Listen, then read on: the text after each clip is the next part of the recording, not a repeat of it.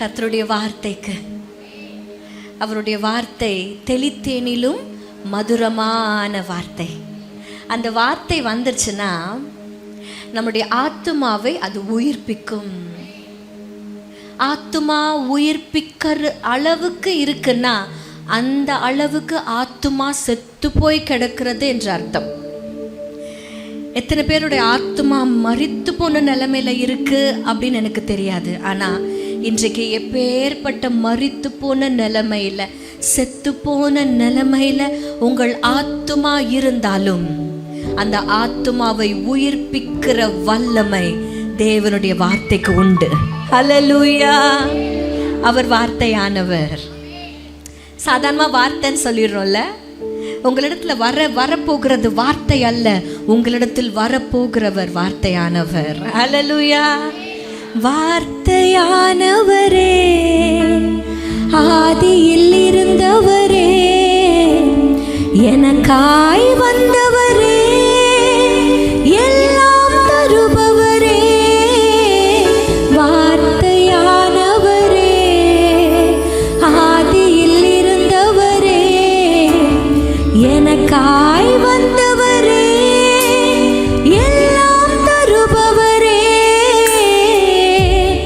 வார்த்தையானவரே. ஒரு நிமிஷம் அப்படியே கண்களை மூடி ஆண்டரை பார்த்து நீங்க கேட்பீங்களாப்பா? இந்த நாளின் வார்த்தை என் ஆத்துமாவை உயிர்ப்பிக்கட்டும் ராஜா. இந்த நாளின் வார்த்தை என் ஆத்துமாவை உயிர்ப்பிக்கட்டும். என் ஆத்துமா உணர்வடையட்டும். என் ஆத்துமா களி கூறட்டும். என் ஆத்துமா திருப்தியாகட்டும். என் ஆத்துமா தேறுதல் அடையட்டும் ராஜா. நீர் எங்களோடு கூட இடைப்படுவீராகப்பா. ஆண்டவரே, மனுஷனுடைய வார்த்தைகளை கேட்கும்படியாக நாங்க யாருமே இங்க வரலப்பா.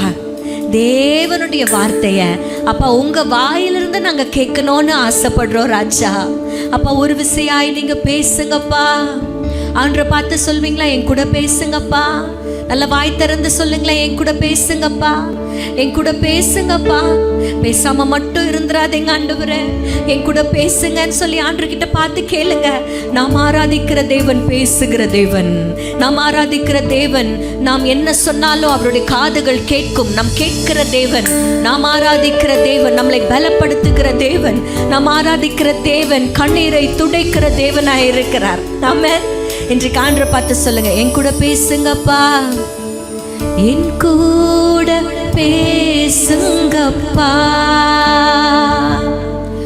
பேசாம மட்டும் இருக்காதீங்கப்பா. ஓ, என் கூட பேசுங்கப்பா. பேசாம மட்டும் இருக்காதீங்கப்பா. நீங்க சொல்வீங்களா, என் கூட பேசுங்கப்பா, என் கூட. ஆமென். பேசாம மட்டும் இருக்காதீங்கப்பா. அப்பா, என் ஜனத்தோடு நீர் இடைப்படும்படியாய் நான் ஜெபிக்கிறேன். என்னிலே மேன்மை என்று சொல்லிக்கொள்ள ஒன்றுமில்ல ஆண்டவரே. நீர் ஒருவர் மாத்திரமே மகிமைக்குரியவர். நீர் ஒருவர் மாத்திரமே மாட்சிமைக்கு உரியவராய் இருக்கீங்க. இன்றைக்கு நீங்க வெளிப்படுங்க. நான் மறைஞ்சிக்கிறேன் ஆண்டவரே. நான் சிறுகணும், நீங்க பெருகணும். நான் மறையணும், நீங்க தெரிஞ்சா போதும் ஆண்டவரே. இயேசு கிறிஸ்து மூலம் ஜெபிக்கிறேன் ஜீவனுள்ள நல்ல பிதாவே. ஆமென், ஆமென். ஹல்லேலூயா, ஹல்லேலூயா. சந்தோஷமா இருக்கீங்களா? இவ்வளவு திரளாய் பெண்கள் கூட்டத்தை பார்ப்பதுக்கு ரொம்ப மகிழ்ச்சியா இருக்கிறது. ஹல்லேலூயா. பல்வேறு இடங்களிலிருந்து இந்த இடத்துல கூடி வந்திருக்கிறீங்க. உங்களுடைய உள்நோக்கம் என்ன தெரியுமா? தேவனுடைய வார்த்தையை கேட்கணும், அவர் ஆராதிக்கணும். ஆமென். அப்படித்தானே? அப்படித்தானே? இந்த உள்நோக்கத்தை கர்த்தர் பார்த்திருக்கிறார். அதனால நிச்சயமாய் உங்களுக்கு ஏற்ற ரேமா வார்த்தைகளை தான் ஆண்டவர் உங்களுக்காக வைத்திருக்கிறார். ஹல்லேலூயா, ஹல்லேலூயா. பைபிள்ல வாசிக்கப்படுகிற ஒவ்வொரு வார்த்தைகளும் பல ஆயிரம் ஆண்டுகளுக்கு முன்பாக எழுதப்பட்டது. கரெக்டா? ஆனாலும் இன்றைக்கு அதை வாசிக்கும் பொழுது நமக்கு இந்த சூழ்நிலைகளுக்கு இந்த காலகட்டத்திற்கு ஏற்றதா இருக்கிறதல்லவா? ஆமாவா இல்லையா? எப்படி? என்றைக்கோ எழுதப்பட்ட வார்த்தையாச்சே. ஆயிரக்கணக்கான வருடங்களுக்கு முன்பாக இருந்தது இன்றைக்கு எப்படி செட் ஆகும். ஆமென். ஏன்னா இது சாதாரண வார்த்தை இல்லை, இந்த வார்த்தைக்குள்ள ஜீவன் இருக்கிறது. இது ஜீவ வார்த்தை. ஹல்லேலூயா. அதனாலதான் இன்றைக்கும் நீங்க திறந்து வாசிக்கும் பொழுது ஏதோ ஒரு வார்த்தை உங்களை இந்த காலத்து சூழ்நிலைகளுக்கு தேற்றுகிறதா இருக்கிறது. ஹல்லேலூயா. நான் ஆண்டவரிடத்துல நேற்று முன்தினம் ஆண்டவர்கிட்ட கேட்டுட்டு இருந்தேன்ப்பா, இந்த மார்ச் மாசம் அப்படின்னு ஆரம்பிச்சாலே இந்த 8ஆம் தேதி வருகிறதுனால எங்க பார்த்தாலும் பெண்களுக்காக பெரிய கொண்டாட்டங்கள் எடுக்கிறாங்க, பெரிய பெரிய ஃபங்க்ஷன்ஸ் நடத்துறாங்க, பெரிய பெரிய கூட்டங்கள் நடத்துறாங்க. என் ஜனத்தோடு கூட எங்க அக்கா கிட்ட எங்க ஆண்டி கிட்ட நீங்க என்ன பேசணும்னு நினைக்கிறீங்களோ அதை எனக்கு வெளிப்படுத்துங்கப்பான்னு சொல்லி நான் கேட்க ஆரம்பிச்சேன். 2 நாட்களாக ஆண்டவர் என்னோடு கூட இடைப்பட்டு கொண்டிருக்கிற வசனம் ஏசாயாவின் புஸ்தகம் 62ஆம் அதிகாரம். ஏசாயாவின் புஸ்தகம், தீர்க்க தரிசன புஸ்தகம் 62ஆம் அதிகாரத்தை திருப்பி வைத்துக் கொள்ளுங்கள். கர்த்தர் நம்மோடு கூட இடைப்பட போகிறார். ஆமென். அவரை நம்பி வந்திருக்கிற ஒருவரையும் அவர் வெட்கப்படுத்துகிற தேவன் அல்ல. அவர் தமது வார்த்தையை அனுப்பி எங்கெல்லாம் வெட்கப்பட்டீங்களோ அங்கெல்லாம் வார்த்தை உங்க தலையை நிமிர்த்தும். அல்லேலூயா. எங்கெல்லாம் நீங்க வெட்கப்பட்டு தலை குனிஞ்சீங்களோ யாரும் வந்து உங்க தலையை நிமிர்த்தணும்னு அவசியம் இல்லை, தேவ வார்த்தை உங்கள் தலையை நிமிர்த்தும். அல்லேலூயா. தலை நிமிர போறீங்க இனி வரப்போற நாட்கள் இல்ல. அல்லேலூயா. ஏசாயாவின் புஸ்தகத்துல 62ஆம் அதிகாரத்தினுடைய முதல் வசனத்தை நாம் வாசிக்கலாமா? முதல் வசனம். சீயோனின் நிமித்தமும் எருசலேமின் நிமித்தமும் நான் மௌனமாயிராமலும் அதன் நீதி பிரகாசத்தை போலவும் அதன் ரட்சிப்பு எரிகிற தீவெட்டியை போலவும் வெளிப்படும் மட்டும் அமராமலும் இருப்பேன் என்று கர்த்தர் சொல்லுகிறார். ஆண்டவர் சொல்றாரு, நான் மௌனமா இருக்க போறது இல்ல, நான் அமர போறது இல்ல. ஹல்லேலூயா. நாங்க சென்னையில இருந்து வந்திருக்கிறதுனால எங்களுடைய பாஷையும் உங்களுடைய பாஷையும் அதே தமிழ் தான் பேசுறோம், ஆனாலும் ஒரு வித்தியாசத்தை நீங்க பாக்குறீங்க. சென்னையிலேயே பிறந்து வளர்ந்ததுனால எங்களுக்குன்னு ஒரு ஸ்லாங் இருக்கு. ஆனால் நீங்கள் திருநெல்வேலியில் இருக்கிறவர்களுக்கு ஒரு ஸ்லாங், மதுரை பக்கம் இருக்கிறவங்களுக்கு ஒரு ஸ்லாங், தூத்துக்குடியில் இருக்கிறவங்களுக்கு எலை அப்படின்னு பேசுகிறாங்க. இங்கே நாங்கள் மார்த்தாண்டத்தில் இருக்கும்போது மக்களே அப்படின்னு சொல்கிறாங்க. ஒரே வார்த்தை தான், ஆனால் நம்ம பேசுகிறதுல வித்தியாசமாக இருக்கிறது. எங்கள் ஊரில் மௌனமாக இராமலும் அமராமலும் இருப்பேன் அப்படின்னு சொல்கிறாருன்னா ஆண்டவர் எங்க ஊர் பாஷையில நான் ரிலாக்ஸ் ஆக மாட்டேன்னு சொல்றாரு. இன்னும் தெளிவா தமிழ்ல சொல்லணும்னா என்னால சும்மாவே இருக்க முடியாது. இங்கிலீஷ்ல அழகா சொல்லிட்டேன். ஆனா என்ன தெரியுமா, ரொம்ப ஒரு பரிதாபமான ஒரு நிலைமை என்னன்னா, எங்க சென்னை பாஷை தமிழ்ல பாதி தமிழே காணும். நாங்க எது பேசினாலும் ஒரு வரி பேசினா அதுல 4 இங்கிலீஷ் வார்த்தை தான் இருக்கு.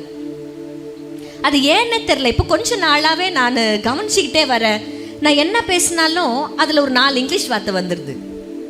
இப்படியே அந்த பாஷைகள் மருவி நீ இல்ல ஜெசிமா, எல்லாருமே கார் வந்துருச்சா, ஃபேன் போடு, லைட்ட போடு, லைட் ஆஃப் பண்ணு, லைட் அணை அப்படின்னு யாரும் சொல்ல மாட்டாங்க. விளக்க அணை அப்படின்னு யாராவது சொல்றாங்களா? லைட்டை அணைச்சிரு அப்படின்னு கூட நீங்க சொல்வீங்க. ஆனா நாங்க என்ன சொல்றோம், லைட் ஆஃப் பண்ணு. இப்போ ஒரு கேள்வி கேள, உங்க கையில ஒண்ணு வச்சுருக்கிறீங்களே, அது போனுன்னு சொல்லுவீங்களா இல்ல கைபேசின்னு சொல்லுவீங்களான்னு கேள. இதை யாராவது அலைபேசி கைபேசின்னு சொல்றோமா? இல்லையே, போனு. நீ இல்ல, எல்லாரும் அப்படிதான் இருக்கிறாங்க. நீ உன்னை மட்டும் சொல்ற, அதுக்கு தான் சொல்றேன், உன்னை காப்பாத்த வந்துக்கிறேன் நான். ஆண்டவர் சொல்றாரு, நான் ரிலாக்ஸ் ஆக மாட்டேன். ஏன் ஆண்டவர் ரிலாக்ஸ் ஆக மாட்டீங்க?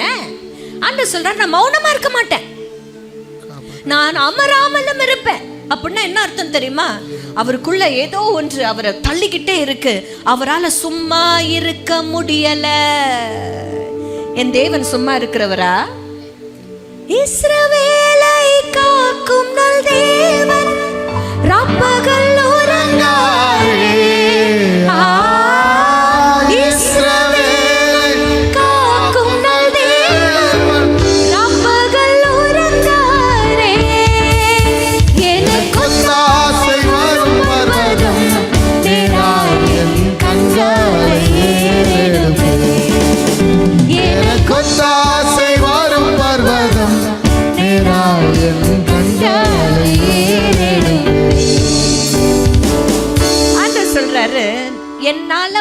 மௌனமா இருக்க முடியாது. இன்றைக்கு ஆண்டவர் உங்களை பார்த்தா சொல்றார், மக்களே என்னால மௌனமா இருக்க முடியாது, என்னால அமர்ந்து ரிலாக்ஸா இருக்க முடியாது. ஏன் ஆண்டவர் இவ்வளவு டென்ஷனா இருக்கிறாரு? ஏன் ஆண்டவர் இவ்வளவு பரபரப்பா இருக்கிறாரு? ஏன் ஆண்டவர் ஒரு நிமிஷம் சும்மா இருக்க மாட்டேன்றாரு? ஏன்னா ஆண்டவருக்கு ஒரு நோக்கத்தை வச்சிருக்கிறார். அந்த நோக்கம் நிறைவேறுகிற வரையில அவர் சும்மா இருக்க போறதில்லை, ஏதாவது ஒன்று செஞ்சுக்கிட்டே இருக்க போறார். அந்த நோக்கம் என்ன தெரியுமா? இன்றைக்கு நம்ம வாசிக்க கேட்ட முதல் வசனத்துல அவருடைய நோக்கம் எல்லாம் சீயோன் நிமித்தமும் எருசலேம், சீயோனா இருக்கட்டும் எருசலேமா இருக்கட்டும், அதனுடைய நீதி பிரகாசத்தை போல வெளிப்படணும், அதனுடைய ரட்சிப்பு எரிகிற தீவட்டியை போல வெளிப்படணும். அது நடக்கிற வரைக்கும் நான் அமர மாட்டேன். இன்றைக்கு சீயோன் குமாரத்தி ஆக்கிய உங்களை பார்த்து ஆண்டவர் சொல்றாரு, சீயோன் குமாரத்தி ஆக்கிய உங்களுடைய நீதி பிரகாசம் அடைகிற வரைக்கும், உங்களுடைய ரட்சிப்பு எரிகிற தீவட்டியாய் மாறுகிற வரையில ஆண்டவர் சும்மா இருக்க போறதில்ல. He's going to be active in your lives. Amen. Amen. இன்றைக்கு நான் ஒரு தெய்வத்தினுடைய ஒரு தன்மையை நான் கற்றுக்கொண்டேன். He's an actively working God. நம்மோடு கூட மௌனமாய் இராமலும் அமராமலும் தீவிரமாய் நமக்காக ஏதோ ஒரு கிரியையை செய்து கொண்டே இருக்கிற தெய்வத்தை நாம் ஆராதித்துக் கொண்டிருக்கிறோம். ஆமென்.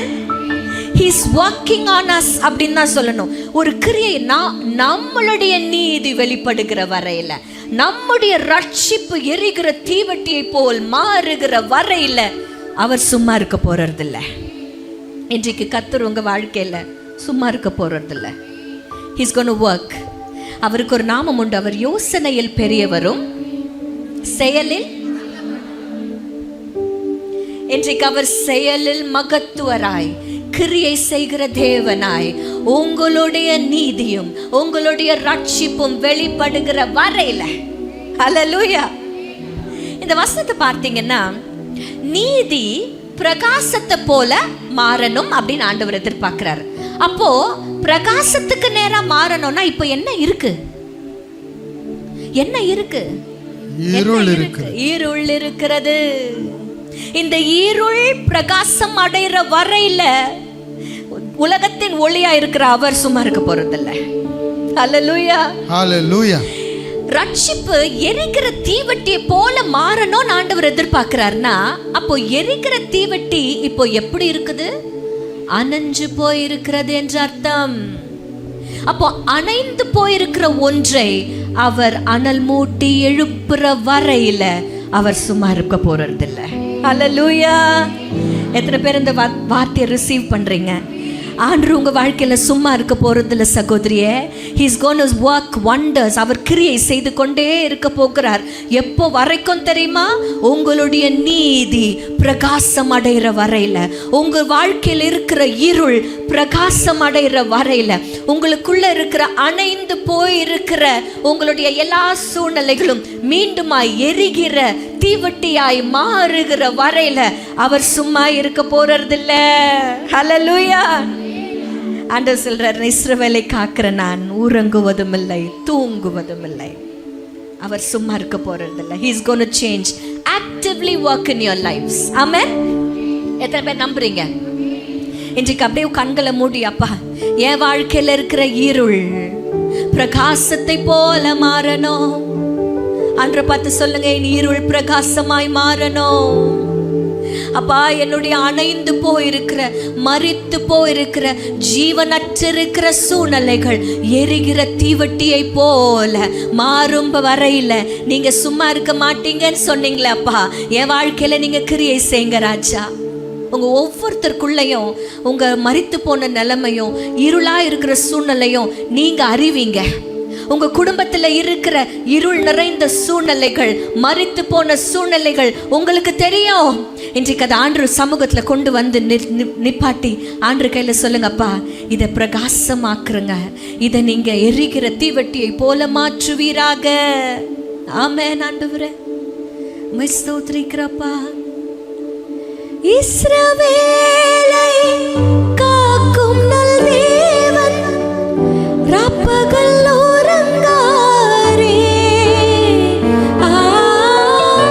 இஸ்ரவேலை காக்கும் நல் தேவன் ராப்பகல் உறங்காரே.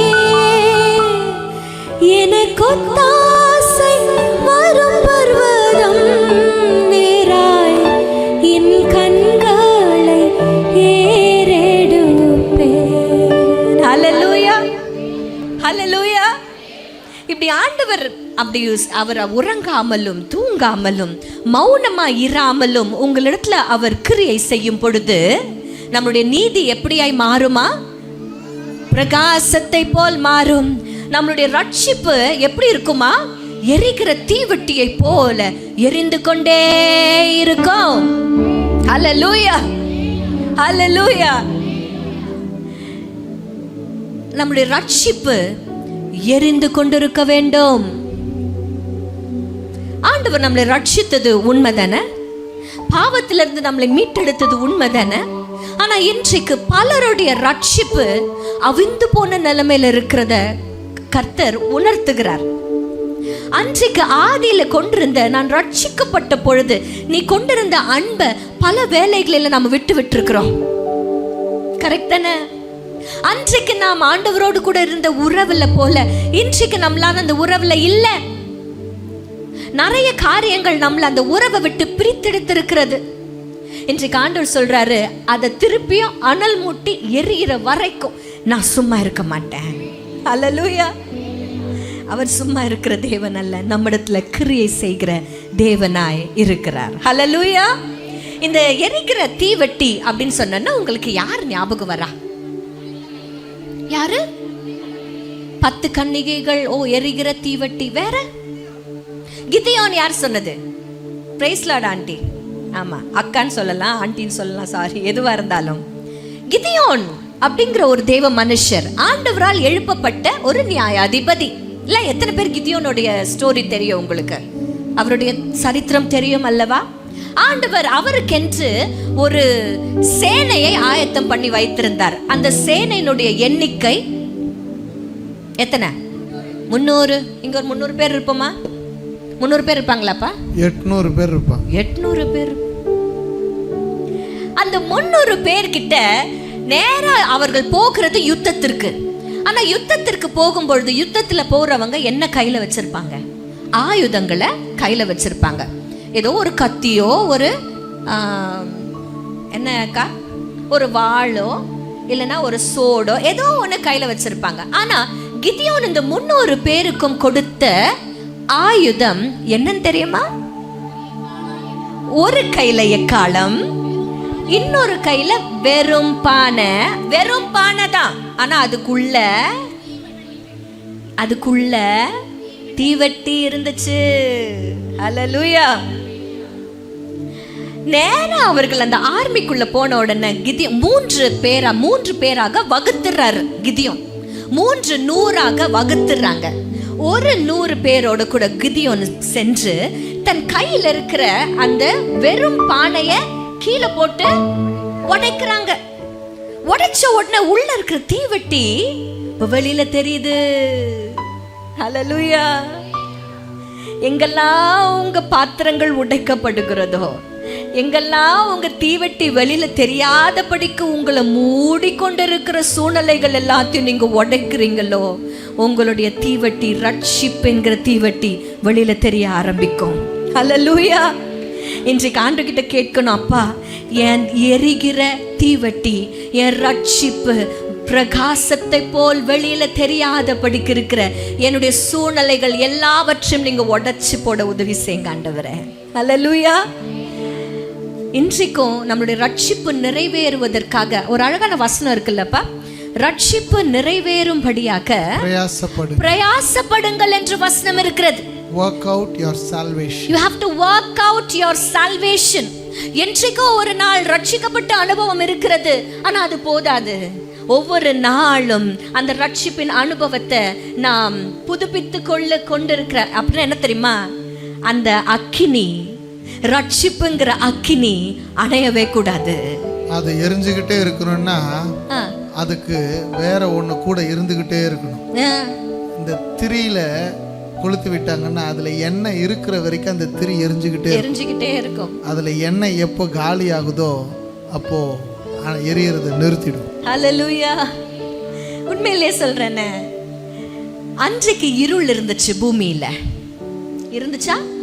இப்ப எப்படி நீதி பிரகாசத்தை போல் மாறலன்னா இருள் இருக்கிறதோ, அன்றைக்கு ஆதி ஆகமத்துல ஒரு இருள் இருந்துச்சு. ரட்சிப்பு எரிக்கிற தீவட்டியை போல மாறும்படியாக ஆண்டவர் வச்சிருக்கிறார்னா, அப்ப அதுக்கு முன்னாடி இப்ப எப்படி இருக்குது? மரித்து போன நிலைமை, எதுவுமே நல்லா இல்லை. இப்படி ஒரு நல்லா இல்லாத இடம் தான் ஆதியாகமம் 1:2 இருந்துச்சு. கரெக்டா? பூமி எங்கும், பூமி முழுவதும் எப்படி இருந்துச்சா? ஒழுங்கின்மையும் வெறுமையுமாக இருந்துச்சு. ஆழம் இருந்துச்சு, ஆழத்தின் மேல் இருள் இருந்துச்சு. ஆனா இந்த ஒரு சூழ்நிலை இருக்கலாம், ஆனா சும்மா இல்லாம ஒருவர் அந்த ஜலத்தின் மேல் அசைவாடி கொண்டிருந்தார். பார்த்தீங்களா? அப்படி ஆவியானவர் நமக்குள்ள அசைவாடுகிறவராக அவர் இன்னும் நம்ம மேல இருக்கிறார் என்பதுதான் கர்த்தர் சொல்றாருல, நான் சும்மா இருக்க மாட்டேன்ட்டு. இந்த அர்த்தம். அவர் சும்மா இருக்க மாட்டாரு, நம்ம எரிந்து கொண்டே இருப்போம். அவர் சும்மா இருக்க மாட்டாருன்னா நாம் எரிந்து கொண்டே இருப்போம். அழகான ஒரு பாடல் பாடி இருக்கிறார், எரிந்து கொண்டே இருப்பே, எப்போதும் உமக்காய், எப்போதுமே உமக்காய், தீவட்டியை போல எரியட்டும், ஜீவன் பிரியும் வரை. பாடுவீங்களா? எரிந்து கொண்டே இருப்பே, எரிந்து கொண்டே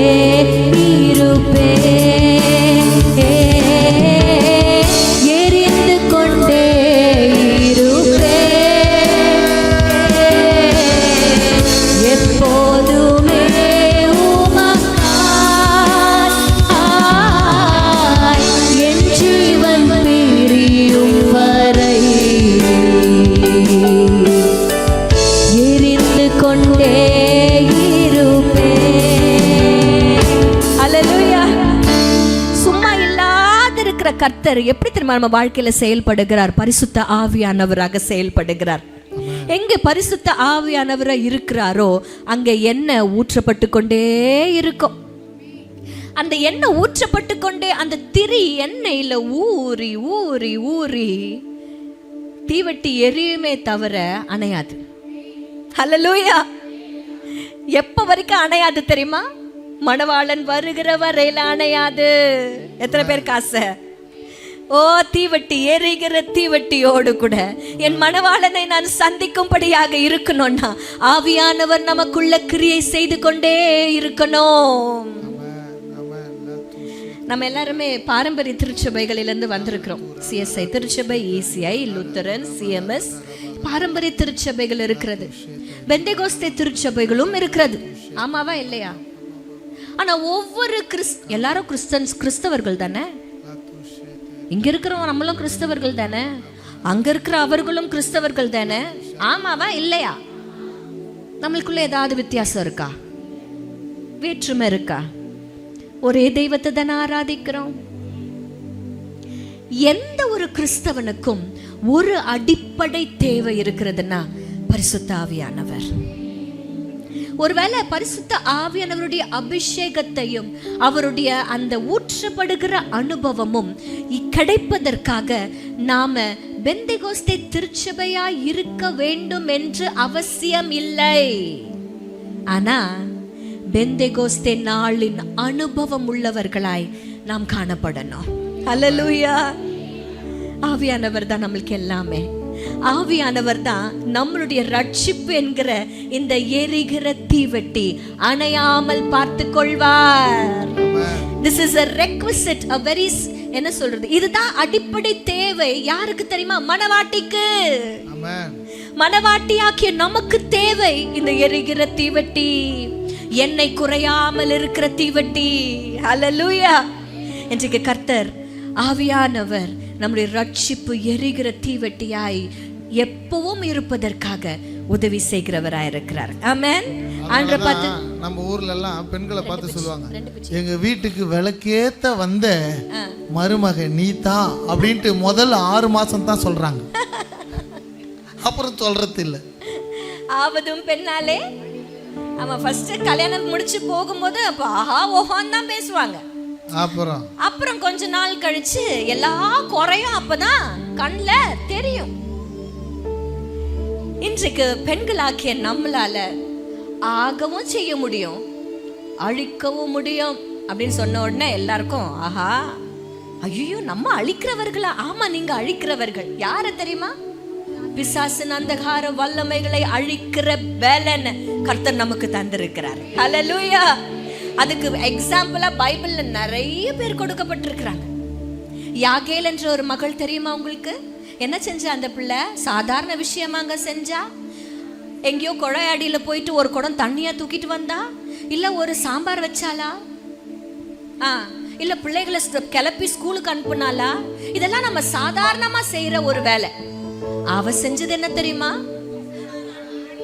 சிசராவின் அதிபர் வச்சு நடுமண்டையில ஆணி வச்சு அவ எந்த ஸ்ட்ராங்கா அடிச்சிருந்தா மண்டை வந்து எவ்வளோ பலன், எவ்வளோ மண்டை ஸ்ட்ராங், அது வழியா ஆணி போய் இந்த பக்கம் பின்னாடி வந்து எங்க போய் சொருகுச்சா?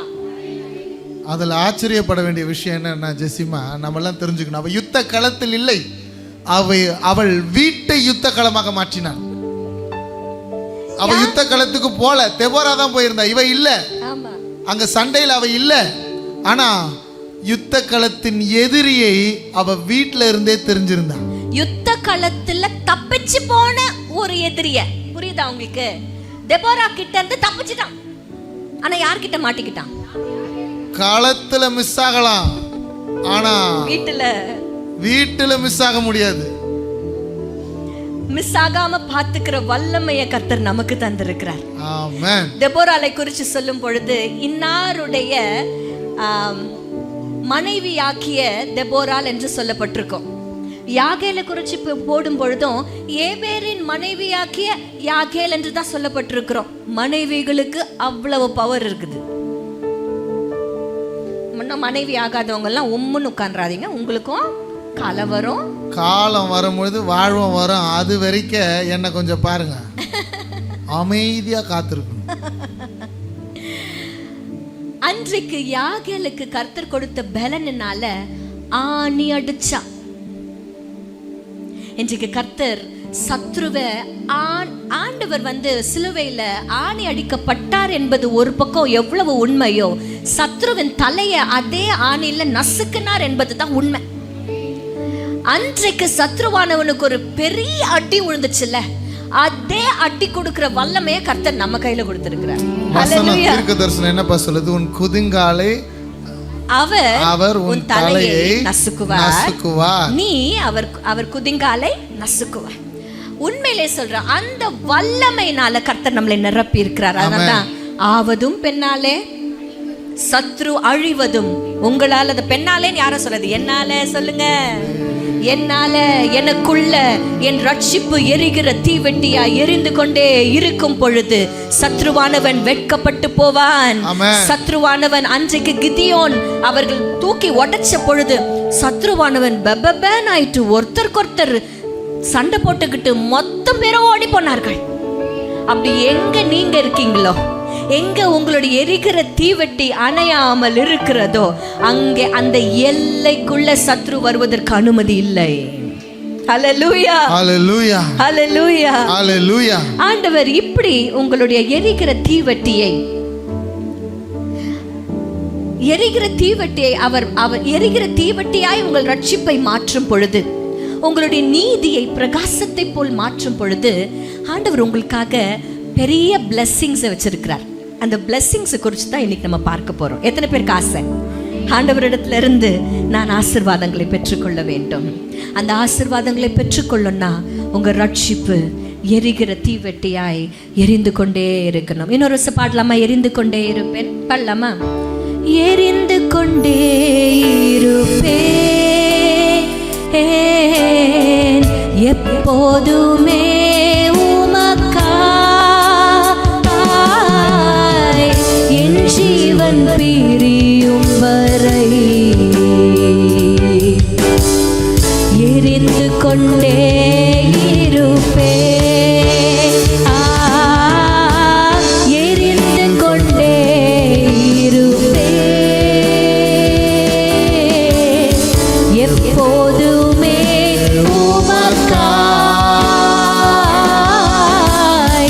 என் ஜீவன் பிரியும் வரை எரிந்து கொண்டே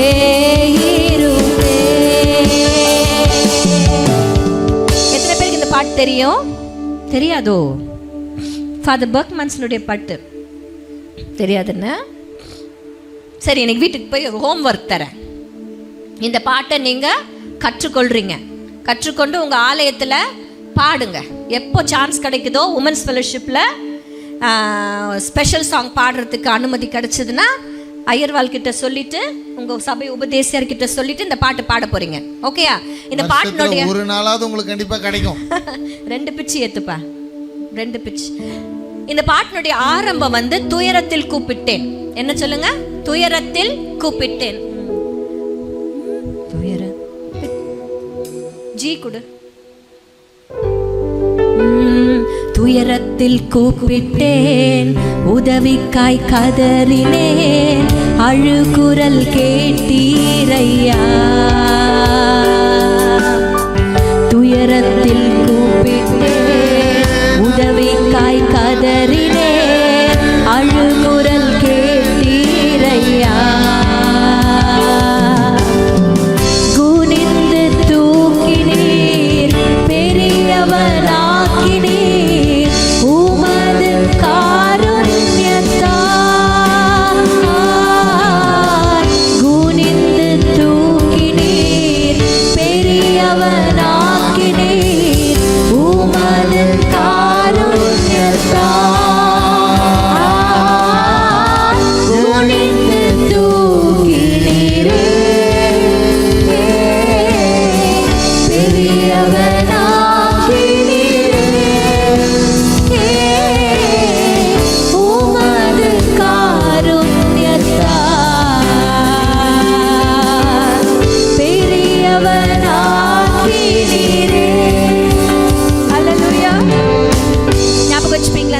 துயரத்தில் கூப்பிட்டேன். அதுல ஃபாதர் பர்க்மன்ஸ் அப்பா பாடுவாரு, நான் எரிந்து கொண்டே இருப்பேன். அன்றைக்கு அந்த எரிந்து கொண்டே இருக்கிற அனுபவம் இருக்கிறவர்களுக்கு ஆண்டவர் 3 விதமான ஆசீர்வாதங்களை தர ஆயத்தமா இருக்கிறார். அல்லேலூயா. அதுல இருக்கிற முதல் ஆசீர்வாதத்தை நம்ம பார்க்க போறோம். 3ஆம் வசனம் 2:3 நான் வாசிக்கிறேன். ஜாதிகள் உன் நீதியையும் சகல ராஜாக்களும் உன் மகிமையையும் காண்பார்கள். எந்த நீதிய ஆண்டவர் பிரகாசத்தை போல் மாற்றுகிறாரோ, எந்த ரட்சிப்பை எரிகிற தீவட்டியை போல மாற்றுகிறாரோ, அதை யார் காண்பார்களா? பூமியில் உள்ள சகல ஜாதிகளும் ராஜாக்களும் காண்பார்கள். ஒரு விஷயத்தை உலகமே பார்க்கணும் அப்படின்னா எங்க இருக்கணும்னு நினைக்கிறீங்க? இந்த உலகத்தில் இருக்கிற அவ்வளவு பேரும் பார்க்கணும், ஒரு விஷயத்தை காணணும் அப்படின்னா எங்க இருந்தா பார்க்க முடியும்? யார் சொன்னீங்க? உயரத்துல. ஹல்லேலூயா. இப்போ என்ன இவ்வளவு பேர் இருக்கீங்க? நான் 5 அடி கூட கிடையாது. 4 அடி 11 அங்குலம். 1 அடி தான் ஆண்டவர். அந்த 1 அடி கொடுத்திருந்தா கொஞ்சம் டீசெண்டா எங்க போனாலும் நான் 5 அடினாவது சொல்லியிருக்கலாம். அந்த 5 அடி கூட ஆண்டவர் என்ன வளர விடல, ஏன் தெரியல. இவ்வளவு குள்ளமா இருக்கிற என்ன இவ்வளோ 800 பேர் பார்க்கணும்னா நான் எங்க நிக்கணும்? நான் உயரத்துல நின்னாதான் ஜாதிகளும் ராஜாக்களும் என்ன பார்க்க முடியும். ஆண்டவர் சொல்றாரு, உன் நீதி பிரகாசத்தை போல் மாறும் பொழுது, உன் ரட்சிப்பு எரிக்கிற தீவட்டியை போல் மாறும் பொழுது உலகமே உன்னை பார்க்கும். அப்பனா நீ எந்த உயரத்துல இருக்கணும் சகோதரியே? நீ எந்த உயரத்துல தெரியுமா ஆண்டவர் உன்னை வச்சு அழகு பார்க்கணும்னு நினைக்கிறாரு? அந்த உயரத்தை அடுத்த வசனம் சொல்லுகிறது, கர்த்தருடைய கையில் அலங்காரமான கிரீடமும் என் தேவனுடைய கரங்களில் ராஜமுடியுமாயிருப்பாய். யாரு சொல்லுங்க? நான் தான். எங்க இருக்கீங்க இப்போ? கர்த்தருடைய கைகளில இருக்கிற உயரத்துக்கு கர்த்தர் உங்களை கொண்டு செல்வார். அவருடைய கரங்களில் இருக்கிற உயரத்துல நீங்க அலங்காரமான கிரீடத்தை போலவும், நீங்க அவ்வளவு ராஜ முடியுமாய் கர்த்தருடைய கைகளில இருப்பீங்க. அவர் என்ன தெரியுமா பண்ணுவாரு? இப்படி காட்டுவார் உங்களை. நான் யோசிச்சேன் ஆண்டவருடைய கரத்துல கிரீடம் இருக்கிறது, சரியா? யார்? அவருடைய தலையில இல்ல, கரங்களில் இருக்கிறது. எந்த ஒரு விஷயத்தையும் நம்ம காட்டணும் அப்படின்னா அப்படி கரங்கள்ல அப்படி எடுத்து காட்டுவோம். ஆண்டவர் அந்த கிரீடத்தை போட்டுப்பேன்னு சொல்லல, இன்னொருத்தருக்கு நான் போடுவேன்னு சொல்லல. எங்க வச்சிருக்காரு? கரங்களில வச்சுட்டு ஆண்டவர் சொல்றாரு, என் பிள்ளையினுடைய நீதி பிரகாசமாய் மாறும் பொழுது, என்னுடைய பிள்ளையினுடைய ரட்சிப்பு எரிகிற தீவட்டியாய் மாறும் பொழுது, நான் அவளை அலங்காரமான கிரீடமாக என் கைகளில் நான் ஏந்தி கொண்டு நிற்பேன். அப்படி நான் நிற்கும் பொழுது சகல ஜாதிகளும் ராஜாக்களும் அவளை காண்பார்கள். ஹல்லேலூயா, ஹல்லேலூயா. இதற்கு பேர் என்ன தெரியுமா? கர்த்தர் நமக்கு கொடுக்கிற கனம். எப்பவுமே சொல்லுவோம்ல, ஆண்டவரை கனப்படுத்தணும், ஆண்டவரை பிரியப்படுத்தணும், ஆண்டவரை மகிமைப்படுத்தணும். எஸ், ஆனா நாம் ஆராதிக்கிற ஆண்டவர் எப்படிப்பட்டவர் தெரியுமா? நம்மளை கனப்படுத்தி பார்க்கிறவர், நம்மளுக்கு கனத்தை கொடுக்கிறவர், நமக்கு மகிமையை தருகிறவர் அவர்தான்.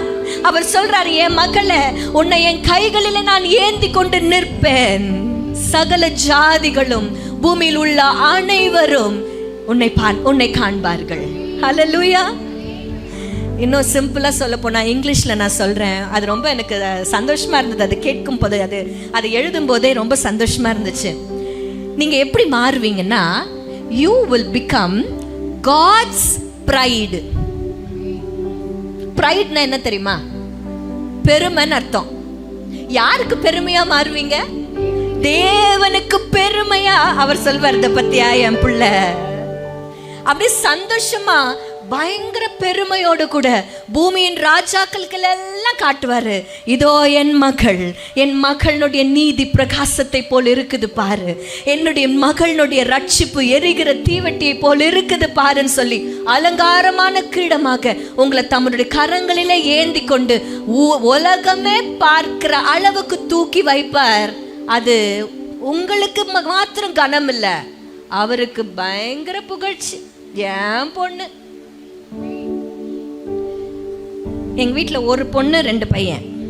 உங்களுக்கு எல்லாருக்கும் தெரியும் நினைக்கிறேன், எல்லாருக்கும் தெரியும். எங்க வீட்டுல நடக்கிறது தெரியாதது என்று ஒன்றும் இல்லை இல்ல, எல்லாருக்கும் தெரியும். நான் போய் எங்கன்னா போய் இன்ட்ரடியூஸ் பண்ணுவேன், இதுதான் என் பையன், இதுதான் என் பொண்ணு, மூத்த பொண்ணு. தெரியும் சிஸ்டர். அடப்பாவீங்களா, கஷ்டப்பட்டு இன்ட்ரடியூஸ் பண்ணலான்னு பார்த்தா எல்லாமே தெரியுதே. இந்த ஒரு பொண்ணு 2 பையன், இந்த 2 பயலும் என்கிட்ட ரொம்ப அட்டாச்சா இருக்கவங்க. எதுனாலும் யார்கிட்ட ஓடி வருவாங்க முதல்ல. ஆனா இந்த பொண்ணு இருக்கு பாத்தீங்களா, வரும் சும்மா அப்படி லைட்டா அப்படி சொல்லிட்டு போயிடும். ஆனா புலம்புறது, அழுறது, அடி வாங்குறதுல திட்டு வாங்குறது, சண்டை போடுறது, ஆர்கியூ பண்றது மொத்தம் யார்கிட்டனா, எந்த நேரம் 2 பேரும் சண்டை போட்டுக்கினே இருப்பாங்க, அப்பாவும் பொண்ணும். நான் ரொம்ப நாளாவே என் பொண்ணை திட்டிக்கினே இருந்தேன், இந்த பாரு சும்மா டாடி கிட்ட போய் சண்டை போடாத, எப்ப பார்த்தாலும் ஏன் போய் ஏதாவது வாய் பேசிட்டே இருக்க, ஏன் குறுக்க பேசுறேன்னு. இவ தான் அந்த சண்டைக்கு காரணம்னு நினைச்சிருந்தேன் ரொம்ப நாளா. அப்புறம் ஒரு நாள் கவனிச்சா, சண்டைக்கு அவ மாத்திரம் காரணம் கிடையாது, அவளை உசுப்பேத்தி விடுறது யாருன்னு பார்த்தா இவர் தான். நான் ஏன் இதை சொல்றேன்னா, தகப்பனுக்கும் மகளுக்கும் இருக்கிற உறவு இருக்கு பார்த்தீங்களா, அந்த பந்தம் it's a very great bond. இன்றைக்கு நான் பெண்ணா பிறந்ததுக்கு நான் ரொம்ப சந்தோஷப்படுறேன். ஏன் தெரியுமா? எனக்கு ஒரு அப்பா இருக்கிறாரு. இந்த உலக பிரகாரமான அப்பாக்கள் எல்லாம் பாதியில் நம்மளை விட்டுட்டு போகலாம். நிறைய பேருடைய வாழ்க்கையில் தகப்பனால கைவிடப்பட்ட நிலைமையில கூட நிறைய பேர் இருக்காங்க. அம்மாமார்களை விட்டுட்டு கூட அப்பாமார்கள் வேறு ஒய்ஃப்ஸோட போயிருக்கலாம், இல்லை வேற எங்கன்னா விட்டுட்டு போயிட்டுருக்கலாம், டெசர்ட் பண்ணிகிட்ருக்கலாம். இந்த உலகத்தில் இருக்கிற அப்பாக்கள் எல்லாம் நம்மளை கைவிடலாம். ஆனால் பெண்களாக்கிய மகள்களாக்கிய உங்களுக்கும் எனக்கும் ஒரு அப்பா இருக்கிறாரு. அவர் ஒரு நாளும் நம்மளை கைவிட மாட்டார். நமக்கும் அவருக்கும் இருக்கிற பந்தம் இருக்கு பார்த்தீங்களா? அதை யாராலையும் விவரிக்க முடியாத பந்தம், அது யாராலையும் சர்பாஸ் பண்ண முடியாத பந்தம். மகளா அப்பா கிட்ட உரிமை பாராட்டுக்கிற பாக்கியம் நமக்கு உண்டு. இன்னைக்கு ஆண்டவர் பார்த்து ஆண்டவர் எடுத்து வச்சிருப்பாரு உங்க கையில, ஏன் பொண்ணு பாருங்கடா. பூமியில் உள்ள ராஜாக்களுக்கும் ஜாதிகளுக்கும் காட்டி சொல்வாரு, ஏன் பிள்ளை ஏன் பொண்ணு பாருங்கடான்வர். எவ்வளவு கணம் நமக்கு இருக்கிறது தெரியுமா சகோதரியே? we are God's bride. சொல்லுங்க, we are God's bride. நாம் தேவனுக்கு புகழ்ச்சியாய் மாறுகிறோம். ஆண்டவர் நம்மளை குடிச்சு புகழ்ச்சி படும், ஏன் பொண்ணு தெரியுமா அப்படின்னு காலரை தூக்கி விடுற அளவுக்கு நம்ம மாறணும்னா ஒரே விஷயம்தான், நம்முடைய நீதி பிரகாசத்தை போலவும் நம்முடைய ரட்சிப்பு எரிகிற தீவட்டியை போலவும் மாற வேண்டும். ஆமென். இன்னைக்கு அந்த அப்பாவை நோக்கி பார்க்க போறோம். அப்பாவுக்கு பெருமை சேர்க்கிற பொண்ணுங்க தான் அவர் எதிர்பார்க்கிறார். எத்தனை பேர் ஆசையா இருக்கீங்க, என் அப்பாக்கு, என் பரலோக அப்பாக்கு நான் பெருமை சேர்க்கணும், என் பரலோக அப்பாவுக்கு நான் பெருமை சேர்க்கணும் ஆண்டரை பார்த்து நம்ம கேட்க போறோம். ஆமென். அப்பான்னு சொல்லி கூப்பிட போறோம். கூப்பிடுவீங்களா? எத்தனை பேர் ஆயத்தமா இருக்கீங்க? சத்தமா சொல்லுங்க, அப்பா அப்பா. ஆண்டரை பார்த்து சொல்லுங்க, அப்பா உங்க மகள் நான் ஆண்டவரே. அப்பா என்னால நீங்க புகழ்ச்சி அடையணும் அப்பா. ஓ ஜீசஸ். அப்பா அப்பா மகன் நான், உம் மகள் நான். அப்பா அப்பா மகன் நான், உம் மகள் நான். உம் கண்ணின் மணிதானே அப்பா நான், கண்ணின் மணிதானே அப்பா. உம் கண்ணின் மணிதானே அப்பா நான், கண்ணின் மணிதானே அப்பா. ஆண்டவரை பார்த்து சொல்வீங்களா? இன்றைக்கு ஆண்டவர் கூட உங்களுக்கு ஆவியானவர் உணர்த்திக்கிட்டே இருப்பார். ஆண்டவர் முதல்ல சொல்லிட்டாரு, உன் நீதி பிரகாசமாகிற வரையில, உன்னுடைய ரட்சிப்பு எரிக்கிற தீவெட்டியாய் மாறுகிற வரையில நான் அமர மாட்டேன். அப்படின்னா என்ன அர்த்தம் தெரியுமா? ஆவியானவர் இங்கே அசைவாடி கொண்டே இருக்கிறார். அவர் உங்கள் நீதியை பிரகாசிக்கும்படியாக, உங்க இருளை பிரகாசமாய் மாற்றும்படியாக அவர் இங்கே அசைவாடி கொண்டே இருக்கிறார். அவர் நமக்கு உதவி செய்ய வல்லவரா இருக்கிறார். இன்னைக்கு ஒரு நிமிஷம் அப்படியே கண்களை மூடி ஆவியாருக்கு இடம் கொடுத்து, அப்பா என்னை முழுவதுமாய் ஆட்கொள்ளும்படியாய் நான் ஜெபிக்கிறேன் ஆண்டவரே. என் இருள் எல்லாம் பிரகாசமாய் மாறணும் ஆண்டவரே. ஆண்டவர் பார்த்து ஜெபிப்பீங்களா? நல்ல வாய்களை திறந்து நல்ல அந்நிய பாஷைகளை பேசி கர்த்தரை மகிமைப்படுத்தி ஜெபிப்பீங்களா? நல்ல ஜெபிங்க, நான் சத்தமா ஜெபிங்க. அப்பா என் நீதியை பிரகாசமாய் மாற்றுவீராக, என் இருள் எல்லாம் பிரகாசமாய் மாறட்டும். அப்பா அப்பாங்கிற உரிமையில நான் கேட்கிறேன் ராஜா. அப்பா என் ரட்சிப்பு அணைஞ்சு போயிடாத படிக்கிற ராஜா. அப்பா என்னை அனல் மூட்டி எழுப்புங்க ஆவியானவரே, என்னை அனல் மூட்டி எழுப்புங்கப்பா, என்னை அனல் மூட்டி எழுப்புங்க ஆண்டவரே. நான் உமக்கு புகழ்ச்சியான வாழணும். I want to become your pride master. அப்பா என்ன புகழ்ச்சியாய் மாற்றுவீராக. நான் என் தேவனுடைய கரத்துல அலங்காரமான கிரீடமாய் மாறுவேன். என் தேவனுடைய கரங்களில் நான் ராஜமுடியாய் நான் மாறுவேன். அவர் என்னை தம்முடைய கைகளில் ஏந்தி கொண்டு இந்த பூமியில் இருக்கிற சகல ஜாதிகளும் சகல ராஜாக்களும் என்னை காணும்படி செய்வாராக. அப்பா ஆண்டரை பார்த்து சொல்வீங்களா? அப்பா அப்பா அப்பா மகள் நான், உம் மகள் நான். அப்பா அப்பா மகள் நான், உம் மகள் நான். உம் கண்ணின் மணிதானே அப்பா நான், கண்ணின் மணிதானே அப்பா.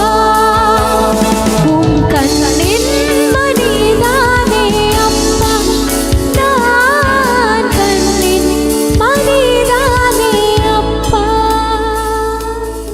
அவருடைய கண்ணன் மணியை போல நம்மளை மாற்றுவார். அல்லேலூயா. எத்தனை பேருக்கு சந்தோஷமா இருக்கு? நம்மை ஒரு நாளும் கைவிடாத அப்பா நமக்கு உண்டு.